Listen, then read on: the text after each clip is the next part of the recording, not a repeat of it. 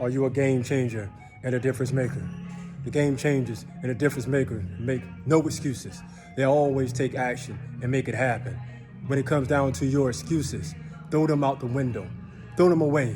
Because when it comes down to winning, winning is a habit. Winning is a choice. Some people choose to fail, and they choose to be comfortable, and they choose to be average as choosing to win. You could be a zero and be a hero. Jason Tatum, look him up, Boston Celtics, because at the end of the day, it's all about that grind. It's all about that hustle. It's all about that muscle. So are you willing to go through and push yourself one step above everything else that you ever face in your life?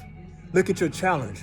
Look at your defeats. And say that I'm not going to be defeated any longer. I'm not going to hold back any longer. I'm not going to wait. I'm not going to settle. I'm not going to give in. I'm not going to make any excuses. I'm always going to go ahead, put my head to the grindstone and make it happen.